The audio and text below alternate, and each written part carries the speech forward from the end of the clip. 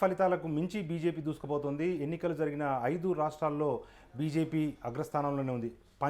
పంజాబ్లో ఆమ్ ఆద్మీ పార్టీ గెలుపు దిశగా పయనిస్తుంది. ఎవరి అంచనాలు అందని విధంగా, ఎవరు ఊహించని విధంగా ఆమ్ ఆద్మీ పార్టీ దాదాపు 87 సీట్లను గెలుచుకునే దిశలో తన పయనాన్ని సాగిస్తోంది. మొత్తం పంజాబ్లో 117 సీట్లు ఉండగా ఆమ్ ఆద్మీ పార్టీ దాదాపు ఇప్పటికే 87 సీట్లలో గెలుపు దిశగా పయనిస్తుంది. ఇక మిగిలిన 4 రాష్ట్రాల్లో కూడా బీజేపీదే హవా కొనసాగుతుంది. ఎగ్జిట్ పోల్స్ ఎవరు కూడా ఓటర్ల నాడి పట్టలేకపోయారు. ఎందుకంటే యూపీ మొదలుకొని మణిపూర్ వరకు ప్రతి చోట గట్టి ఫైట్ ఉంటుంది. ఉత్తరాఖండ్లోనైతే కాంగ్రెస్ గెలుస్తుంది అని చెప్పి కూడా మెజారిటీ ఎగ్జిట్ పోల్స్ స్పష్టం చేసిన పరిస్థితులు మనం చూసాము. కానీ ఈరోజు పోస్టల్ బ్యాలెట్స్ మొదలుకొని ఈవీఎం డబ్బాలు విప్పిన తర్వాత మొత్తం ప్రతి పంజాబ్ మినహా ఎన్నికలు జరిగిన మిగిలిన 4 రాష్ట్రాల్లో కూడా బీజేపీ పార్టీ దూసుకుపోతుంది. నిజంగా బీజేపీ విజయానికి ఫలానా కారణము అని చెప్పి దేశవ్యాప్తంగా రాజకీయ పరిశీలకులు ఎవరూ కూడా చెప్పలేకపోతున్నారు. ఎందుకంటే ఎలక్షన్స్ నోటిఫికేషన్ అయింది మొదలు బీజేపీకి వ్యతిరేకంగా ఎన్నో వార్తలు వచ్చాయి. అంటే మహంగాయి దేశవ్యాప్తంగా ధరలు పెరిగిపోయాయి, పెట్రోల్ ధరలు పెరిగాయి, మరొక వైపు రూపాయి విలువ పడిపోయింది, ప్రతి చోట మత కొట్లాటలు జరుగుతున్నాయి, నియంతృత్వ పాలన కొనసాగుతుంది, ప్రజలకు అవసరమైన ఎటువంటి సంక్షేమ పథకాలను అమలు చేయలేదు అని చెప్పి తెలంగాణ ముఖ్యమంత్రి కేసీఆర్తో సహా దేశవ్యాప్తంగా ఆయా రాష్ట్రాల్లోని విపక్షాలు, దాంతోపాటుగా దేశవ్యాప్తంగా ఉన్న ఇతర బీజేపీ వ్యతిరేక శక్తులు మొత్తం కూడా దీన్ని ఒక ప్రచార అస్త్రంగా చేసుకున్నాయి. ఇటువంటి నేపథ్యంలో ఒకవైపు నల్ల చట్టాలు అని చెప్పి నరేంద్ర మోడీ ప్రభుత్వం తీసుకొచ్చిన నూతన సాగు చట్టాల వ్యతిరేకంగా రైతులు దాదాపు 1.5-2 సంవత్సరాల పాటు ఢిల్లీ వీధుల్లో బైఠాయించి నిరాహార దీక్ష కొనసాగించారు. ఈ నేపథ్యంలో మొత్తం దేశవ్యాప్తంగా ఈ ప్రభావం ఉంటుంది అని చెప్పి అందరూ భావించినప్పటికీ అందరి అంచనాలను, అందరి ఊహలను పటాపంచలు చేస్తూ బీజేపీ ఎవరు ఊహించని విధంగా, ఎవరు అందుకోనంత స్థాయిలో దూసుకుపోతుంది. బీజేపీ స్పీడ్ను ఇప్పటికైతే ఎవరు అందుకోలేకపోతున్నారు.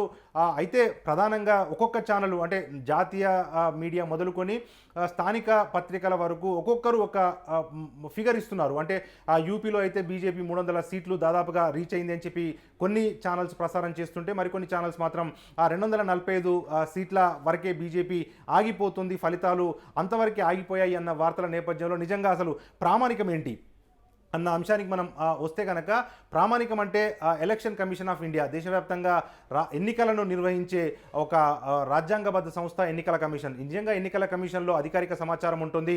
ఆ టీవీ ఛానల్స్ టీఆర్పీ రేటింగ్ల కోసము, లేకపోతే మేము ముందున్నాము ఇతర ఛానల్స్ కంటే ముందున్నాము అని చెప్పుకునేందుకు కొన్నిసార్లు ఫిగర్స్ను హై చేసి చూపిస్తారు. ఎనివే బీజేపీ గెలుస్తుంది కాబట్టి బీజేపీకి ఒక 10 స్థానాలు అత్యధికంగా ఇస్తే వ్యూవర్స్ మొత్తం కూడా మన వైపు వస్తారు అని చెప్పి కూడా కొంత అత్యుత్సాహం టీవీ ఛానల్స్ ప్రదర్శిస్తున్న నేపథ్యంలో రాష్ట్ర వ్యాప్తంగా ప్రజలు కొంత గందరగోళం నెలకొంటున్నారు. అంటే ఏ ఛానల్ను నమ్మాలి మనం? ఎన్డీటీవీ వార్తలను నిజమని నమ్మాలా, లేకపోతే ఇండియా టుడే నిజమని నమ్మాలా, లేకపోతే CNN IBN నమ్మాలా, రిపబ్లిక్ను నమ్మాలా అని జాతీయ స్థాయిలో ఉంటే రాష్ట్ర స్థాయిలో కూడా అదే పరిస్థితి కనిపిస్తుంది. ఈ నేపథ్యంలో అసలు ప్రామాణికమైన డేటా విషయానికి వస్తే కనుక మనం అధికారికంగా పరిగణించాల్సింది ఎలక్షన్ కమిషన్ ఆఫ్ ఇండియా. అంటే ఎలక్షన్ కమిషన్ ఆఫ్ ఇండియా సమాచారము కొంత ఆలస్యంగా వచ్చినా కూడా, లేట్గా వచ్చినా కూడా ఎలక్షన్ కమిషన్ సమాచారం లేటెస్ట్గా ఉంటుంది. కాబట్టి మనం ఎలక్షన్ కమిషన్ వెబ్సైట్లోకి వెళ్దాము. అధికారికంగా ఎలక్షన్ కమిషన్ ఎంత ఫలితాలను చూపిస్తుంది అన్న అంశాన్ని మనం ఒకసారి పరిశీలిస్తే కనుక మొట్టమొదటగా మనం ఉత్తరప్రదేశ్ ఎన్నికలకి వెళ్ళాలి. ఎందుకంటే దేశవ్యాప్తంగా 20 కోట్ల మంది జనాభా ఉన్న ఉత్తరప్రదేశ్కు ఒక చరిత్ర ఉంది. అంటే రాజకీయంగా ఒక నానుడి కూడా ఉంది. అదేంటంటే యూపీని గెలిచిన వాళ్ళే ఢిల్లీని గెలుస్తారు. అంటే యూపీలో ఏ పార్టీ అయితే అధికారంలో ఉంటుందో ఢిల్లీలో కూడా అదే పార్టీ అధికారంలో ఉంటుంది. యూపీ అనేది ఢిల్లీకి ఒక రాచమార్గం అని చెప్పి కూడా చెప్తా ఉంటారు. ఈ నేపథ్యంలో యూపీ ఎన్నికలను మనం పరిశీలిస్తే కనుక చాలా ఇంట్రెస్టింగ్ ఫ్యాక్ట్స్ మనం చూసుకోవచ్చు. ఒకసారి మనం స్క్రీన్పై చూపిద్దాము. మన కెమెరా పర్సన్ అజయ్ని అడుగుదాము. అజయ్ ఒకసారి కెమెరా చూపిస్తున్నాడు. ప్రస్తుతం యూపీ ఎన్నికల ఫలితాలకు వస్తే కనుక ఇప్పటికైతే మొత్తం ఈ డయాగ్రామ్ చూసుకుంటే బీజేపీ అసలు ఎవరు అందనంత దూరంలో ఉంది. 42.5% ఓట్లతో గెలుపు దిశగా బీజేపీ పయనిస్తుంది. ఇప్పటికి మనకు అందుతున్న సమాచారం మేరకైతే ఇప్పటికీ మొత్తం యూపీలో 403 అసెంబ్లీ నియోజకవర్గాలు ఉంటే 395 నియోజకవర్గాల్లో ఓటింగ్ దాదాపు 50% మించి పోలింగ్ అయిన ఓట్ల కౌంటింగ్ ముగిసింది. అంటే 395 స్థానాల్లో దాదాపు పోలైన 50% ఓట్ల కౌంటింగ్ పూర్తయిన నేపథ్యంలో ఒకసారి మనం పరిశీలిస్తే కనుక మొత్తం 395 సీట్లు కౌంట్ తీసుకుంటే మొట్టమొదటగా భారతీయ జనతా పార్టీ అత్యధికంగా ఎలక్షన్ కమిషన్ వెబ్సైట్లో, అంటే ఇది అధికారికంగా ఈ సమాచారాన్ని మనం పరిగణించాల్సి ఉంటుంది. ఎందుకంటే ఎన్నికలు ముగిసిన తర్వాత ఎలక్షన్ కమిషన్ ధృవీకరించాల్సి ఉంటుంది. ఎలక్షన్ కమిషన్ గెలుపు పత్రాన్ని ఇస్తేనే ఆ అభ్యర్థి గెలిచినట్టు అవుతాడు. కాబట్టి మనం ఎలక్షన్ కమిషన్ డేటానే ప్రామాణికంగా తీసుకోవాల్సి ఉంటుంది. కాబట్టి భారతీయ జనతా పార్టీ ఆ 250 మార్కును దాదాపుగా రీచ్ అయ్యే పరిస్థితి మనకు కనిపిస్తూ ఉంది. గత ఎన్నికల్లో 300 సీట్లను బీజేపీ గెలుచుకున్నప్పటికీ ఎన్నో రకాల బీజేపీకి ఎన్నో రకాల అవాంతరాలు ఎదురయ్యాయి. వ్యతిరేకత ఎదురైన నేపథ్యంలో కొంత సీట్లు తగ్గినట్టుగా కనిపిస్తూ ఉంది. భారతీయ జనతా పార్టీ దాదాపు 249 స్థానాలను మించి దూసుకుపోతుంది. అంటే 403 స్థానాలు అనుకున్నా కూడా బెంచ్ మార్క్ మనకు 202 సీట్లు దాటితే సింపుల్ మెజారిటీ బీజేపీ రీచ్ అవుతుంది. కానీ దాదాపు అంతకు మించి 50 సీట్లు మించి బీజేపీ ఇప్పటికే లీడింగ్లో ఉంది. అంటే దాదాపుగా మనం గెలిచినట్టుగానే పరిగణించాల్సి ఉంటుంది. ఎందుకంటే దాని వెనక రెండో స్థానంలో సమాజ్వాదీ పార్టీ ఉంది. కేవలం సమాజ్వాదీ పార్టీ 106 స్థానాలకే పరిమితమయ్యే పరిస్థితి కనిపిస్తుంది. కొన్ని ఎగ్జిట్ పోల్స్ అయితే ఉత్తరప్రదేశ్లో పోటాపోటీ ఫలితాలు ఉంటాయి. సమాజ్వాదీ పార్టీకి కనీసం 175 నుంచి 200 స్థానాలు వస్తాయి. 200 స్థానాలు సమాజ్వాదీ పార్టీ సైలెంట్ ఓటు జరిగింది. సమాజ్వాదీ పార్టీకి అనుకూలంగా బీజేపీ ప్రభుత్వానికి వ్యతిరేకంగా 200 మార్కు సమాజ్వాదీ పార్టీ దాటిన ఆశ్చర్యపోనవసరం లేదు అని చెప్పి కూడా కొంతమంది తలపండిన రాజకీయవేత్తలు అభిప్రాయపడ్డప్పటికీ వారి అంచనాలను యూపీ ప్రజలు తలకిందులు చేశారు. సమాజ్వాదీ పార్టీ రెండో స్థానంలో నిలిచింది. కేవలం 106 స్థానాలకే సమాజ్వాదీ పార్టీ పరిమితమైంది. ఇక ఎక్కువ హైప్ చేసింది కాంగ్రెస్ పార్టీ. అక్కడ ప్రియాంక గాంధీ ప్రత్యేకంగా కాంగ్రెస్ పార్టీ జాతీయ ప్రధాన కార్యదర్శి ప్రియాంక గాంధీ ఇన్ఛార్జ్గా ఉన్న ఉత్తరప్రదేశ్లో దాదాపు 3 నెలల నుంచి ప్రియాంక గాంధీ అక్కడ పర్యటిస్తున్నారు. ప్రతి బహిరంగ సభలో బీజేపీని టార్గెట్ చేస్తూ, మోడీని టార్గెట్ చేస్తూ ఆమె ప్రసంగాలు కుప్పించారు. జనాలైతే ప్రజారాజ్యం పార్టీ, మన ఆంధ్రప్రదేశ్ ప్రజారాజ్యం పార్టీ పెట్టినప్పుడు, చిరంజీవి పెట్టినప్పుడు ఏ రకంగానైతే జనాలు తండోపతండాలుగా తరలి వచ్చారో అదే రకంగా ప్రియాంక గాంధీ సభలకు కూడా జనాలు తరలివచ్చారు. కానీ ఎన్నికల ఈవీఎం డబ్బాలు ఓపెన్ చేసిన తర్వాత చూస్తే కేవలం కాంగ్రెస్ పార్టీ 3 స్థానాలకే పరిమితం కావాల్సి వస్తుంది. యూపీ చరిత్రలో, కాంగ్రెస్ పార్టీ చరిత్రలో అత్యంత కనిష్టంగా కేవలం 3 స్థానాలకే కాంగ్రెస్ పార్టీ పరిమితమయ్యే పరిస్థితి నెలకొని ఉంది. అంటే ప్రియాంక గాంధీ ప్రసంగాలు వినడానికి వచ్చారు, ఇందిరా రాజీవ్ గాంధీ లెగసీని చూడటానికి వచ్చారు తప్పించి కాంగ్రెస్ పార్టీకి మాత్రం ప్రజలు ఓట్లే లేదన్నది మాత్రం ఇక్కడ మనకు స్పష్టంగా కనిపిస్తూ ఉంది. ఇక ఇతరత్ర పార్టీలకు సంబంధిస్తే ఇక్కడ ఆప్నాదల్ సోనేవాలా దాదాపు 12 స్థానాల్లో గెలుచుకుంది. ఇది బీజేపీ పార్టీ సంకీర్ణ ప్రభుత్వంలో ఉంది. కేంద్రంలో బీజేపీ పార్టీ అధికారంలో ఉంది కాబట్టి అక్కడ ఆప్నాదల్ నుంచి అనుప్రియ పటేల్ కేంద్ర మంత్రిగా ఉన్నారు. ఆమె పార్టీ 12 స్థానాల్లో దూసుకుపోతుంది. అంటే బీజేపీ ప్లస్ అదర్స్ మొత్తం కలిస్తే ఇప్పటికే దాదాపు 270 స్థానాలకు రీచ్ అయిన పరిస్థితి మాత్రం మనకు కనిపిస్తూ ఉంది. అంటే ఒకసారి మనం యూపీ ఫలితాలను మనం పరిగణలోకి తీసుకుంటే ఇక్కడ దాదాపు 42% పైగా ఓట్లను బీజేపీ దక్కించుకుంటుంది. అంటే టీఆర్ఎస్ రెండోసారి అధికారంలోకి వచ్చినప్పుడు టీఆర్ఎస్ పార్టీకి కూడా 42% ఓట్లు రాలేదు, అంతకంటే తక్కువ శాతం ఓట్లే వచ్చాయి.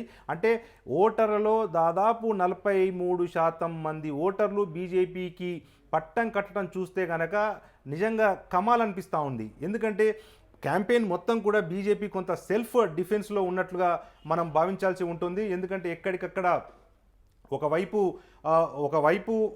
ఉత్తరప్రదేశ్లో ప్రభుత్వం 5 సంవత్సరాల యోగి ఆదిత్యనాథ్ ప్రభుత్వము నిరుద్యోగ సమస్యను తీర్చలేకపోయారు, ధరలను తగ్గించలేకపోయారు, అనుకున్న హామీలను అంటే 2000 అంతకుముందు గత ఎన్నికల్లో ఇచ్చిన హామీలను యోగి ఆదిత్యనాథ్ నెరవేర్చలేకపోయారు. యోగి ఆదిత్యనాథ్కు పాలన తెలియదు, ఎక్కడికక్కడ ఫేక్ ఎన్కౌంటర్లు జరుగుతున్నాయి, మైనారిటీల మీద దాడులు పెరిగిపోయాయి, మహిళల మీద దాడులు పెరిగిపోయాయి, దళితుల మీద దాడులు పెరిగిపోయాయి అని చెప్పి ముప్పెట దాడి బీజేపీ మీద చేసిన సందర్భంగా ఒకవైపు రైతులు కూడా కొత్త సాగు చట్టాలను వ్యతిరేకించిన రైతులు కూడా బీజేపీకి వ్యతిరేకంగా అక్కడ ప్రచారం చేశారు. ఇటువంటి నేపథ్యంలో చాలా నియోజకవర్గాల్లో కనీసం 100 నియోజకవర్గాల్లో బీజేపీ ఎమ్మెల్యే అభ్యర్థులను ప్రచారానికి రానియకుండా కొంతమంది అడ్డుకున్న విజువల్స్ కూడా మనం చూసాం. ఇటువంటి నేపథ్యంలో నిజంగా బీజేపీ రెండోసారి అధికారంలోకి రావడం కల్లా అని చెప్పి అందరూ చెప్పినప్పటికీ కూడా అందరి అంచనాలను తలకిందులు చేస్తూ ఈరోజు బీజేపీ దాదాపు బీజేపీ ప్లస్ అలయన్స్ అంటే ఎవరైతే